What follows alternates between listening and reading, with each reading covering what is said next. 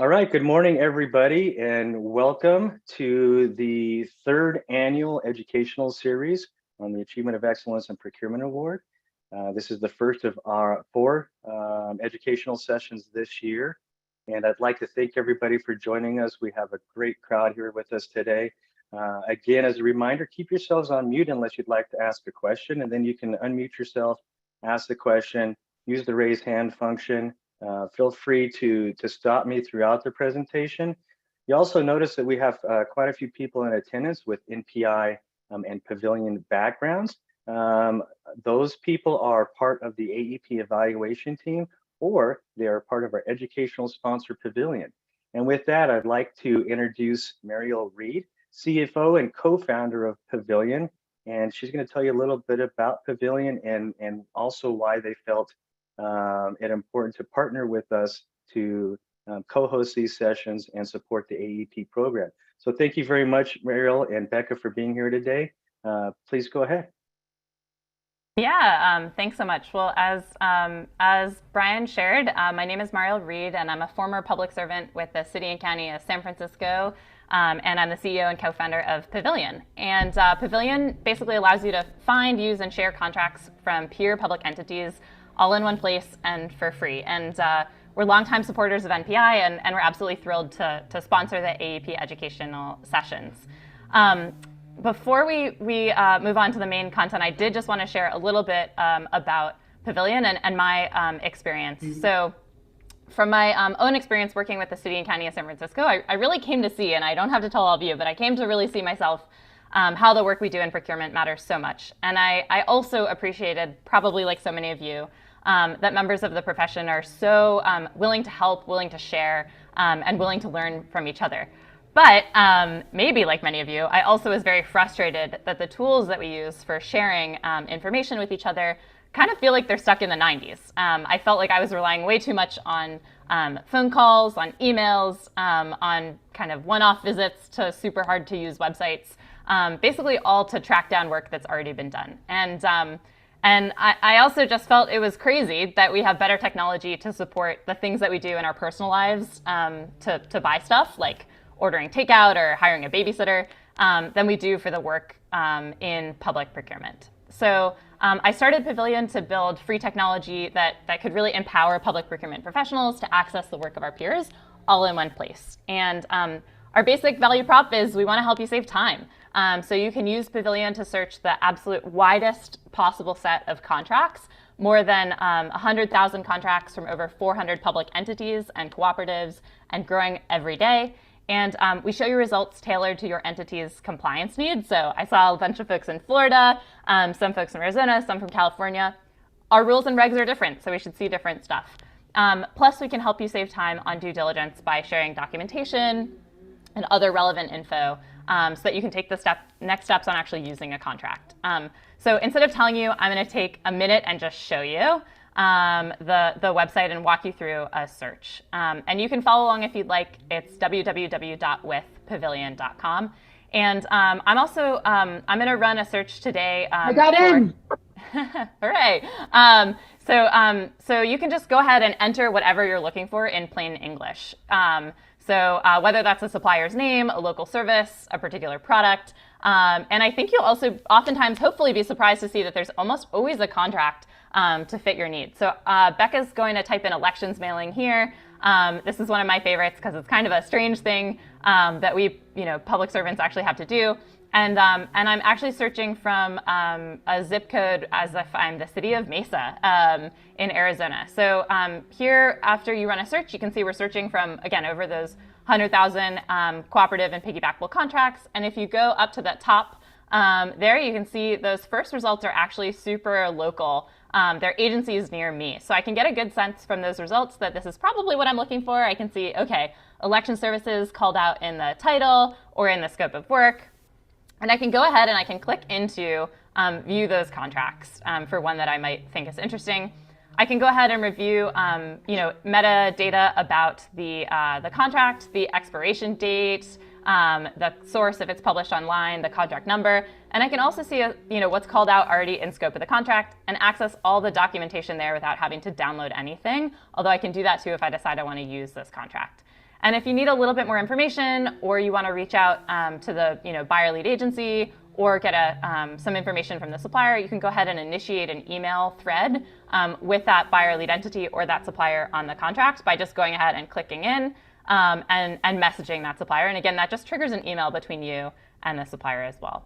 We're going to do one more for interpreter services, just really quickly. This is another thing, again, I know a lot of folks think, oh, cooperative contracts and piggybacking, I'm going to use it for furniture and office supplies. But we actually have so many services and locally available services as well. So again, I see, hey, there's State of Arizona. I see a Guppies contract there and a few other options. And I can also filter. So I'm going to go ahead and at the Preferences tab there, I can see I've actually checked this box that says Show My Diversity Criteria Preferences. So if you need to work with local businesses or you prefer to work with credentialed businesses by your state or the federal government, you can also go ahead and filter there. So again, that's just a very quick preview of how you can go ahead and get started. This is a totally free tool. We are improving the experience all the time, all in service of hoping to save you and others in the profession time and making it easier for to basically to do this essential work.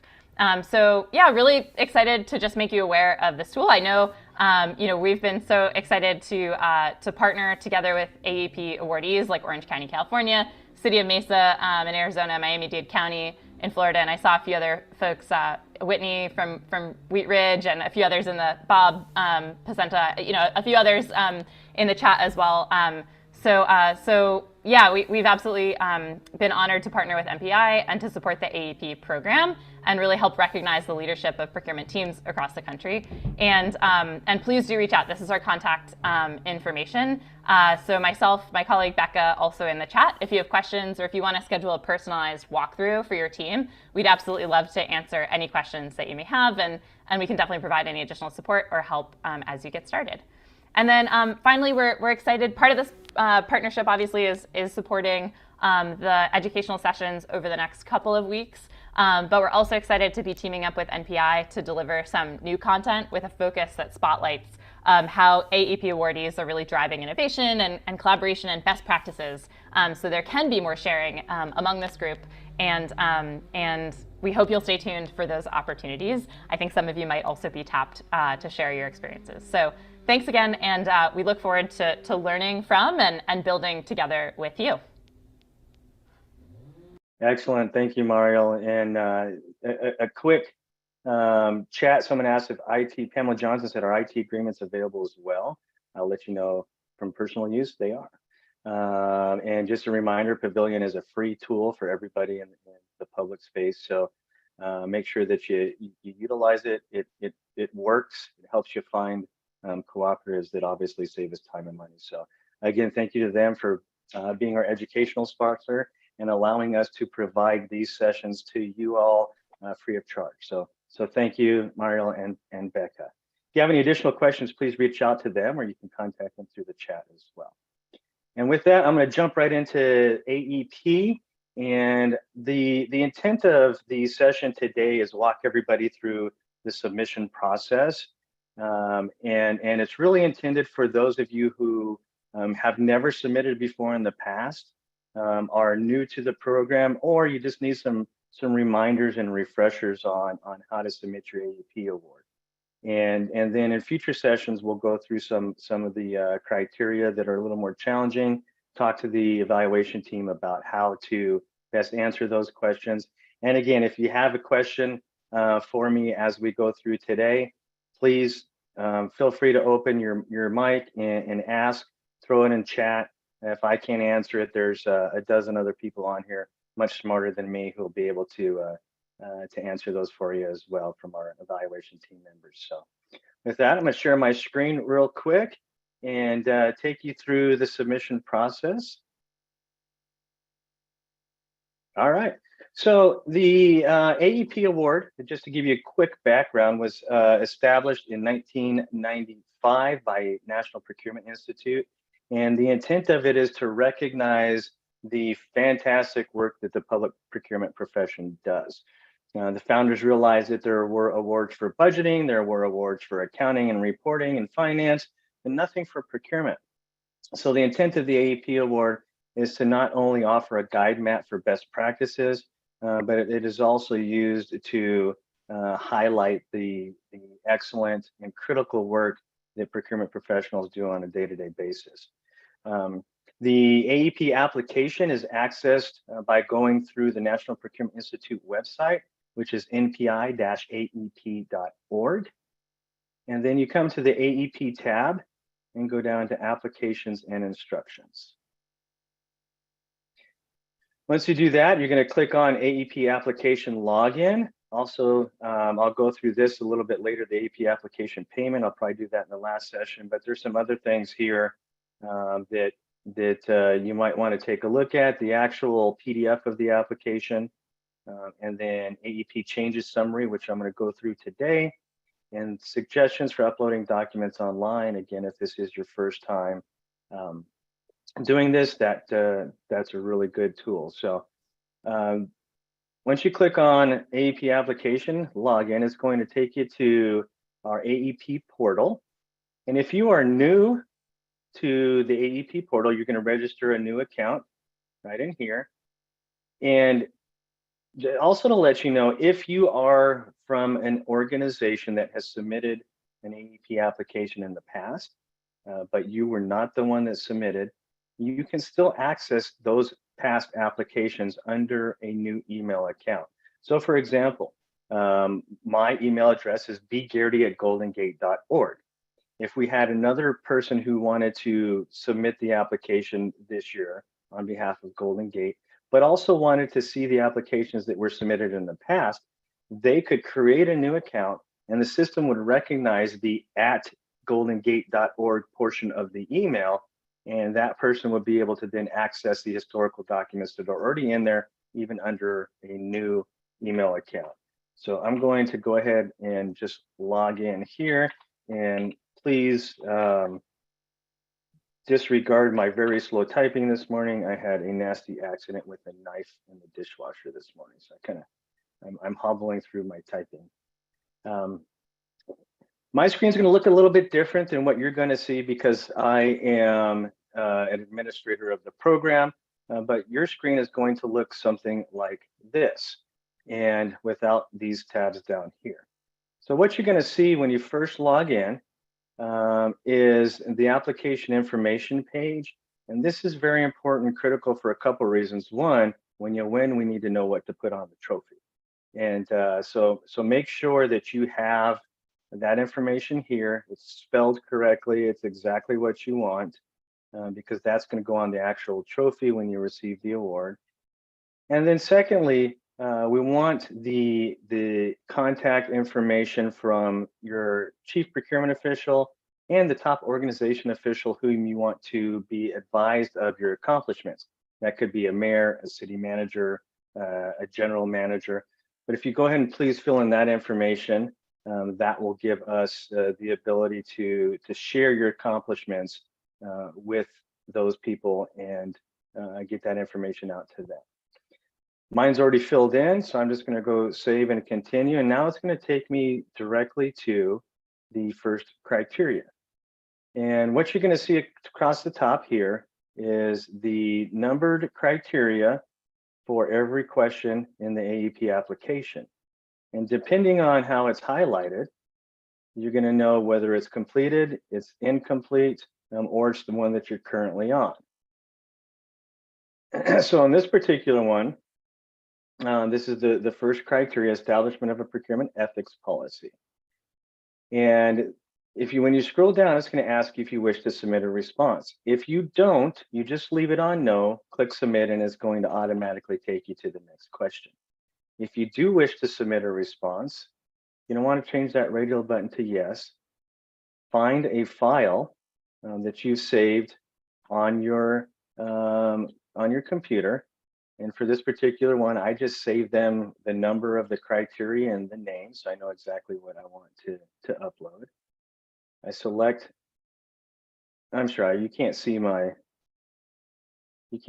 file names because I'm sharing the AEP screen, but I'm selecting procurement ethics is the criteria number and name that I've selected to upload for this criteria. I'm going to click submit.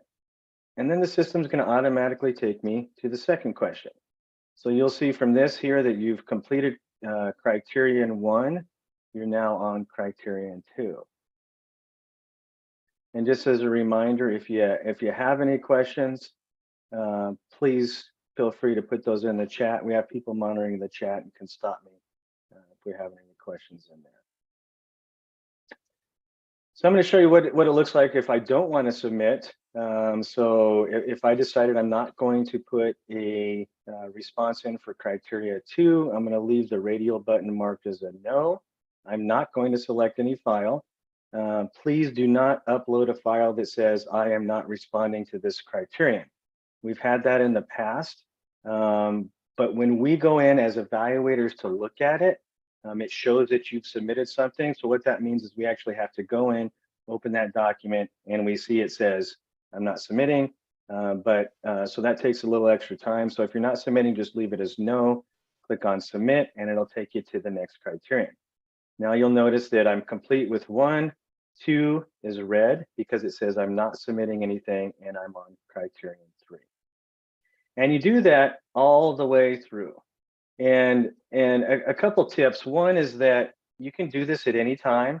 You can save it and go back, or you can wait until you're done putting all of your information together and submit your responses in PDF format all at the same time. It really doesn't matter. People like to do it in different ways. I like to prepare my documentation first, and then I'll go in and just throw them all in at the same time.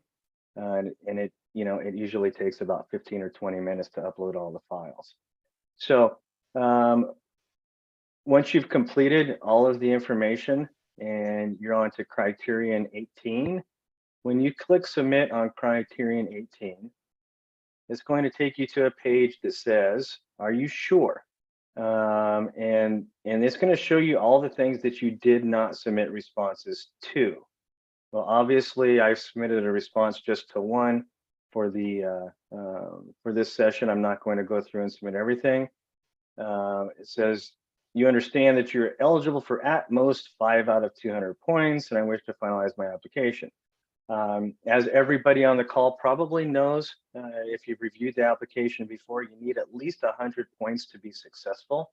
And so make sure that this down here, when you're ready to submit, it's at least 100 points. We do recommend that you submit for over 100 points because most applications lose points somewhere along the way.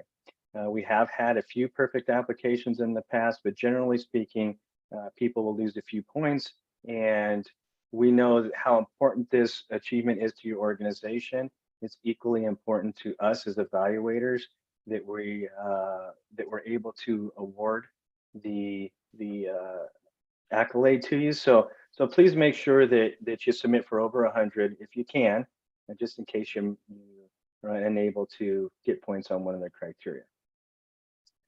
Now, unfortunately, that's as far as I can take you today because if I clicked submit here, I'd have my own application out there for 5 points.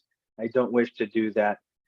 But after you submit, what it's going to do is they're going to ask you to go make payment and then enter a code. Okay, and the payment, if you remember, is back on the NPI home, or excuse me, the AEP instructions on the NPI website, and you would click on AEP Application Payment. And then here you would log in if you are a member of NPI. If you're a member of NPI. If you're not a member of NPI, you'd enter your email address below. You'd go through this process. You would make payment via P card, and then you would get the code to go back to this, to the submit page, and enter the code, and then your application is submitted. Please keep in mind that once you submit, you are no longer able to make changes to that application. The application due date is May 15th, so you can submit anytime from now until May 15th, and it will be, I believe we set it at midnight Central Standard Time as the closeout. Okay, so I want to show you a couple other things. Actually, let me take a look at the chat here. see what we've got. Are the points all or nothing, or can you get 3 out of 5, 8 out of 10? Great, great question. It looks like Philip already answered that. Thank you. But just for everybody that if you're not monitoring the chat, it is all or nothing. So you either get, if the criterion is worth 5 points, you get 0 or 5. If it's worth 10, you get 0 or 10. There are no partial points awarded, but that's a great question. I also want to show you guys the where you can access prior year's applications, and that would be under the history link up in the top bar here. And here you'll see all of the applications that were submitted by my organization, Golden Gate Bridge Highway and Transportation District, in the past. I can review the scorecards from those applications. I can also review any comments that are left. Okay, here's one. It says, it's criterion 12, professional staff member with a leadership position in a professional procurement association. The evaluators told me for future submissions, please include a dated screenshot. However, we were able to visit the MPI website to verify your term is current. And I point this out because it's very important for you to go back to prior year's applications and read the notes. If you have not received credit for one of the criteria, you will have a note. And we require notes when we don't award points. And the notes are to help you prepare your submission for the next year. There are also times that we'll leave a note like this, say, hey, please in the future include this. And there are times that we say, we're going to award you points this year, but next year you need to do this. We monitor this. We can see comments from the prior years. And so please look at those notes when submitting so that you don't make the same mistakes again. There's many times that we've seen people fail one year and submit the exact same thing the following year because they didn't go back and review their scorecards. Again, we leave those notes specifically to help you in future submissions and to ensure that you can receive credit for that particular criterion the following year. I'd also like to give you a little insight as to what we as the evaluation team sees when we're going through these. So I'm going to go to the scoring area here. And I'd like to commend the city of Brownsville out in Texas and Carol Vasquez for being the first organization to submit an application this year. And just looking, thank you, Mari, again for being here for us this year. And we'll look forward to continue that relationship with Pavilion. I just wanted to show you this because I want to let you know what we see as evaluators. And so you have a little insight into the evaluation process of each of these. So when we open an application, this is a test application. We test our system each year, so there's nothing that's going to be submitted. But what you'll see is we have got a list of the criteria. We can view comments from our partner in the evaluation. Just so you know, we have 2 people evaluate each criteria, and that's because we want to make sure that we're consistent. And each criteria, the 2 evaluator scores have to match. And if they don't, we are unable to finalize that application. We go back and we have a discussion on it, and we confer with each other, possibly other members of the evaluation team, until a decision is made as to whether they pass or not. So we can see comments from the other submitters, and we can also see comments from prior years. Again, these are things that we've told you last year to help you in this year's application. So if we see a comment from a prior year that we can tell wasn't read or wasn't responded to, then we're going to make sure that we look at that in this year's application. So again, just a little insight. We see the criteria. We can mark as yes or no. We can indicate model submittals, and then we leave comments or read comments from the other scores from prior years. I'm going to go back to my application here. And then I wanted to talk a little bit about those model submittals. Each year, when we go through the application, we have the ability to mark a criteria as a model submittal. So for example, if I was reviewing 4E and it was a fantastic submission, then I can indicate that it was a model submittal. And if I do so, it's going to end up on a list at, when we're completely done with the evaluations of all those marked as model submittals. And we use those, we share those to our members. So each year we put model submissions from the prior year to help people in their current submission. Now, one caveat is you have to be an NPI member to access those model submittals. I'm going to go ahead and log in and show you what they look like.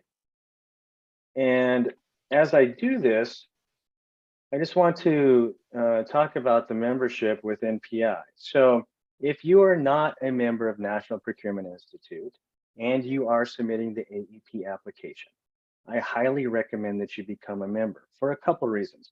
One is you get access to the AEP model submittals. And we have them listed by criterion. And if you're having difficulty with one, you can go in and say, oh man, 4A was tough for me. How did County of Orange do it? So we could open that up and we can see how they put together their submission. And you can review this and you can use that information to help you in your submission for that year. And another reason to become an NPI member is that the member application fee is $495. If you are a non-member, the application fee is $695. So it's a $200 difference. Well, membership in NPI only costs $130. So not only are you going to get access to those model submittals, you're also going to save $70 in the process. You'll get discounts to the NPI yearly conference, our job board, those types of things. So please, every year we have people submit and pay the full $695. I don't understand. People must have reasons, but again, if you're not an NPI member and you're submitting that AEP application, please consider joining so that you can get access to those model submittals and receive the discounts.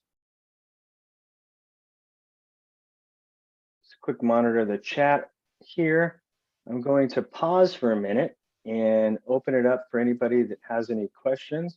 Feel free to unmute yourself and ask a question, or feel free to type it in the chat. Or if we have any comments from our AEP evaluators, tips and tricks about submitting the AEP application, I'd be happy to have you field those as well. I've been talking too long, I need a drink. Hey, Brian, Yumika here, Solano County. So this will be our first year submitting for AEP Award, and I'm just looking at the prior member submissions that are available. There's quite of a variance. So I'm just trying to understand how descriptive do we need to be in our explanations and along with the screenshots. Well, Yumika, congratulations to Solano County for attempting this your first year. We need more people in California so we can beat Texas this year. It's a little side note. Great question though, and I would say first, you're doing fantastic by using those model submittals and getting some ideas. And you're right, there's a wide variety of submissions, and one of the reasons behind that is that the AEP award is set up such that any type of organization can respond. We have, cities, counties, states, special districts, K through 12, higher education, Canadian organizations. So it's designed in such a way that all types of organizations can submit. So I would say if you're looking at those model submittals, choose one that closely resembles you. Solano County, see if you can find a county that's listed at them as the model submittal and see how they did it. But the other thing is, I would say I'm going to switch to my AEP application here so I can show that. Hopefully everybody can see the AEP application in PDF format. So what I would say is, as far as the descriptive and the amount of narrative and the amount of screenshots, I would say go back and look at the criteria and look at what we specifically say to submit. You'll notice that under each criterion, there are bullet points that say submit, and that's exactly what we're looking for. So for example, criterion 3, professional development program for your procurement staff. There are some items here that we have designated submit. So a narrative explaining the professional development program, demonstrating a planned and deliberate approach to continuing education, the list of full-time professional procurement staff members, the training list for the current calendar year, and the training planned, the training for 2022, which is really what the time period that the AEP application covers, and then a training list for the current year or 2023. So again, I would say look at the criteria and really focus on what we say to submit. Any additional things that you submit outside of what we have here is just additional information that we have to try and go through, and it's really not relevant. So I would say be concise in your submission, be specific to what you're submitting, but also make sure that you submit something to answer each one of those bullet points. And Hey, if you have Brian. any additional questions, feel free to contact me again. Okay, yes, Christine. You have a couple more questions in the chat. What Perfect. questions have changed this year? Excellent question. I'm going to switch my screen here to the 2023 application changes summary. So every year the due date is on or around May 15. I think last year was May 16 because the 15th was a Monday or was a Sunday. So please note the application is going to be due Monday, May 15th of this year. Now, when we redo the application every year, there are criteria that have date parameters on them. So we could say, for example, the procurement manual. We wanted you to update your procurement manual sometime in the last 5 years. So each year that 5-year date moves up, right? Similarly, we have criteria that you have to do every year. And so the requirement for a submission on an RFP, for example, is going to say, show us that you have done this particular task on or after January 1st of 2022. That's going to change every year as well. So watch those date parameters. There's times that we have added language that doesn't change the actual criteria, the submission requirements, but we do that because we try and clarify things. When we get questions throughout the year, or sometimes we see mistakes that are common amongst some of the applicants, we try and add additional narrative to hope we can clarify the submission requirements a little more. So I don't highlight those because they don't change the criteria, but as you go through, you can see those. Everything that's new this year is going to be in italics, and we do that to emphasize changes for this year. So specific criteria, 4A and 4B, what we have added this year is that a link to a generic survey sent out after a completed procurement is not acceptable. So again, 4A and 4B are surveys to your team and to the vending community, your internal customers and the vending community.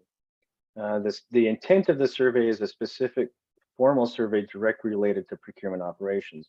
So a lot of people will have on the bottom of their email say, hey, please respond, take a quick survey for us, tell us how we're doing.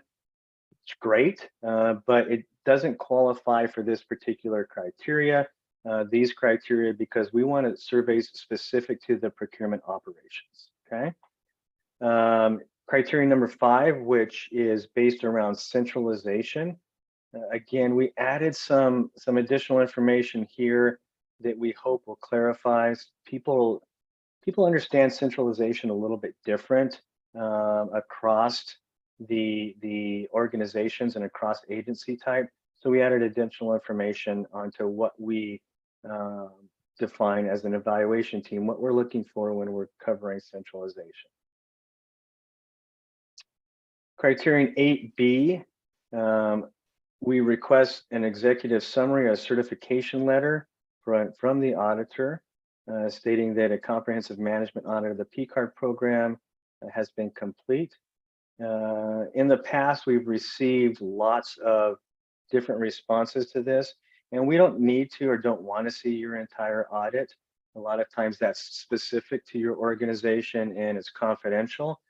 What we would like to see is just a letter that certifies that the audit was complete, keeping in mind that the audit needs to be on the policies and procedures of the entire program, and it's not specific to auditing receipts. Sometimes people will give us those types of audits, and it's really not what we're looking for as far as individual transactions. We want an audit of the entire control of the program. Criterion 14, we added some clarification that the weights or points in an RFP must be known to the respondents during the solicitation process, meaning that the way that the responses will be evaluated has to be public information. Criterion 15, which is related to sustainable procurement program. We're requiring now that the SPLC, which was the Sustainable Procurement Leadership Council, the checklist that they have that we link you to in that criteria, we want to see that that's filled out indicating which practices were implemented. And just a plug for the next educational session, we have Chris Spirano from SPLC joining us to talk about that, as well as the people that have evaluated this criteria in the past. And then on criterion 16, which is cooperative procurement program, we have added that serving as a lead agency is on the list of possible ways to meet the requirements. So those are the changes for this year. Really nothing significant. For those of you around last year, remember we completely changed criterion 7, so that was very new to everybody. But this year the changes are fairly simple and mundane. But if you have any questions about them, again, feel free to email me or anybody on the evaluation team. And Christine, what else do we have as far as chat's concerned? Yep, you've got a couple more that have rolled in. If we've submitted a document for a criteria, can the document be changed and updated prior to hitting the final submission button? Great question, and yes. Let me go back and show you how real quick. As long as you haven't submitted, you can make any changes that you want. So let me stop sharing here and go back and share my application screen. All right, so in the application, just going into mine, if I decided that, oh shoot, I uploaded the wrong thing for criterion 1, I can go back to criterion 1 by clicking on that number. So let's say I was all the way on 17, but I wanted to go back to 1. I can do that. Down in the bottom right, you'll see delete previous response. So go ahead and delete that. Now we're still on criterion 1. It's back and refreshed. Do I wish to submit a response? Yes. I'm going to select my updated file that I've completed. You can see I've added a new file here. I'm going to submit that. And so I have just deleted the previous response and replaced it with the new one. But as a reminder, once you get to the final process and it says, are you sure? And you say, yes, I'm sure, then you won't be able to make changes after that. Just like if you submit a vendor submits their bid or RFP. Next question. Yes, you have a request to go over criteria 5 and explain exactly what is being looked for in that criteria. Okay, I can do that. I'm going to just go in in the AEP portal instead of going back out to the PDF application. So one of the foundations of a best practice in public procurement, as seen by the National Procurement Institute and others like NIGP, is that the procurement be a centralized function within your organization. Now, I know not everybody has centralized procurement, but that's okay. There's a lot of other places you can get points in the application. But for those of you who are centralized, what we're looking for is we're looking to see that the procurement function has central leadership, provides the strategic direction, and that the procurement process is consistent and cohesive across your organization. Now, it's not required that your centralized procurement does everything. So for example, if you have a P card program, for us, we have P cards, about 120 P cards across the organization.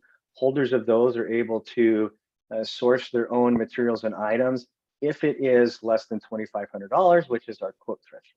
Okay, so we have delegated that procurement authority out so that you can delegate procurement authority, but still we control the centralized function. We control how the contracts read. We control the solicitation process, negotiations, issuing purchase orders, things like that. Now, there are people that have submitted in the past that their language says that the chief procurement officer provides oversight of the procurement function, or provides oversight of warehousing. Well, centralized procurement is not evident when it's just oversight. So if you have, for example, if I'm an organization that I'm a small town, and I have a public works department that does their own contracting. I have a police department that does their own contracting, and they have a little bit different forms. And I have a city clerk that does their own. I may oversee that or review it or look at things that are over a certain dollar amount, but we wouldn't consider that centralized. Okay, we want you to show that the chief procurement officer and any procurement employees that are within that department are really the ones that are performing a majority of the procurements, those that aren't delegated out. So in this, we're asking for a narrative summarizing whatever the law, policy, ordinance, or statute is that talks about centralized procurement. And if it doesn't say centralized, then if you are centralized, just give us a narrative and say why you are and explain that a little bit. And then also provide the section of the policy or ordinance that shows that the centralized procurement authority. Please, not only on this one, but on other ones, highlight the areas that you're referring to, highlight the text that you're referring to. We have, as you can imagine, how long it takes to put together your application. We, on average, evaluate over 200 each year. And so if we have to go through a 95-page statute that's not highlighted, there's a good chance that you're not going to get the points, because not only would we have a hard time finding it, but we probably wouldn't have the time to find it. So please, any relevant documentation that you submit, if you're referring to specific passages, paragraphs, highlight that. Don't submit your entire ordinance. Don't submit your entire procurement manual. We just submit the information that we ask for. And I hope that answers that question. If not, we can discuss it further, or you can, whoever asked that question, or anybody on the call, you can email me at aep@npiconnection.org for any questions. I know we have someone raising their hand, but what are, let's take the out of the chat first. Okay. Does the NPI account login email have to have the same domain ending in order to get in, just like the application login? If I'm listening to that correctly, and please open your mic and correct me if I'm wrong, Rebecca, you're referring to the membership login for NPI versus the AEP Application Login. That's correct. Okay, thank you. The NPI membership is an individual membership, so you would have to have a separate membership for each person that is logging in as a member to the NPI account. You do not have to be a member to submit the AEP application. However, as I discussed earlier, there's a lot of advantages to doing so. But to get into the member website, the members, you have to be a paid member. All right, next question, Christine. Criteria 17, how many submissions meet this criteria? Well, my assumption is that you're asking out of the people that submitted last year, how many met. I don't have that information right in front of me. We do have those statistics. So if you want to email me, I can get that information and provide those statistics, but I don't have that information at hand right now. I have to sift through some reports. Can you please explain what you are looking for in a dated screenshot? Are you looking for a screenshot that shows the date and time on the computer of when the screenshot was taken, or can text be added stating when it was done? We're really looking, data screenshots would, if it's for the surveys or for the RFP, we'd really look to see the date on the actual document or on the screen. If that's not possible, and you're taking a screenshot of something that isn't dated at all, you feel free to add that as text. Things like the procurement manual, right?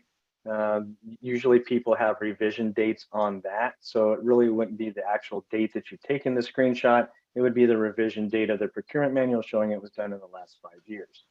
If it's the RFP and it has to be done on or after January 1st, 2022, then we would look at the date of that actual RFP. Again, surveys, if you send it out by SurveyMonkey or email, they usually have dates associated with them, but for some reason not, feel free to just type that in as text. Perfect. Laura had her hand raised. Okay. She's put her question in the chat. The link to their P-card manual is an internal link and inaccessible to the evaluation committee. Should they upload their 12-page manual instead? Good question, and brings up a couple good points. One is when you're submitting links, make sure that they are external links that the evaluation team can view. Sometimes people will put an internal link, as you mentioned, and of course we can't see that, so you wouldn't get points for that particular criterion. But in response to your specific question, I believe in the P-card criteria for the manual, we say you can upload just the cover page and an index, or different shots that show policies, procedures, training program, and oversight.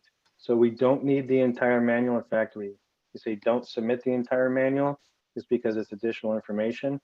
But if you have something that shows what the contents of the manual cover, then that would be best, whether it's a table of contents or an index. Again, if you don't have that, then you have to submit a few different pages to make sure that you cover those. Perfect. Can you review criteria 15B and which best practices are being referred to here? And can you provide an example? Criterion 15 A and B is in regards to our sustainable procurement program, and I believe that's our next session. So I'm going to leave that for the experts on our next educational series. But good question. And as I mentioned in the prior, we're going to have evaluation team members and Chris Branner from the SPLC here for that. Your next question. I've gotten the same message about dated website when documenting leadership position. I'm not sure how to show that, especially when it states the person's name and date of when they have served. Why would you need a dated screenshot if the data has the date on there? It's a good question. I can't specifically say what the evaluators were commenting on, but if the dates are contained in the screenshot, so for example, if it says that you served as secretary of a particular organization from this date to this date, that's perfect. In my case, I can tell you that the NPI's website does not have dates associated with it. So for example, you can see here that I'm shown as the AEP officer, but there's no dates associated to that. So I would need additional documentation showing that I was AEP officer during that time period, which I can either get from our secretary or president, or I could make sure that I took a screenshot that included the date and timestamp in the bottom right of my computer. For example, right now it's 10:56 a.m. on March 15th, 2023. And so that would show that this is a current screenshot.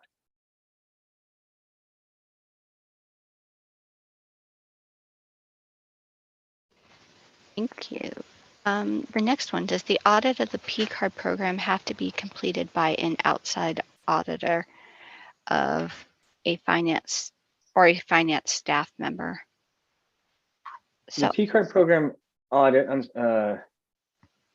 if you have any additional information, Christine, please add. The P-card program audit needs to be completed by someone outside of the P-card program, okay?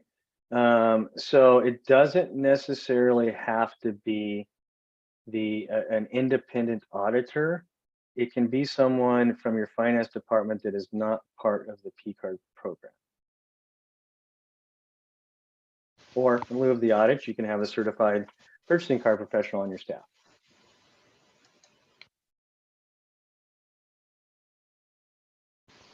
that is all I have for questions in the chat. I think we had someone else with their hand up. Yes, Rebecca. Yes, Hey, Rebecca, how can we help you? Hi there. Just a follow-up question with that. So if the P card administrator does the audit, does that count? Because I think you just said a P card position.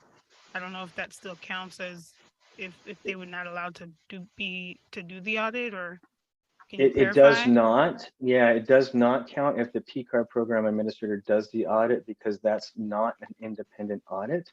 You know, with any audit, you're going to want to have someone that doesn't perform those functions do the audit. You know, for example, if I was a P card program administrator and I could, you know, modify the data in such a way that I could, I don't know, I'm not trying to give anybody ideas or come up with something, but you want checks and balances in any audit. You don't want the person who's in charge of the program doing the audit, because then they're basically checking themselves, right? Similar to a finance audit, you can have an outside audit firm perform that. You wouldn't have your director of accounting audit his own organization, because it wouldn't be independent and it wouldn't be a reliable audit. So someone outside the program or an independent consultant. Mika had the same question, it looks like, in chat. Yeah, we have an internal audit department. They audit the P card every couple of years. Can they use that? If the audit is done within the time frame, so you'll notice that if you look at the criterion, it's the audit needs to be completed on or after January 1st of 2021. So that's a 2-year window. So if you have that audit within that 2-year window, that would be perfect.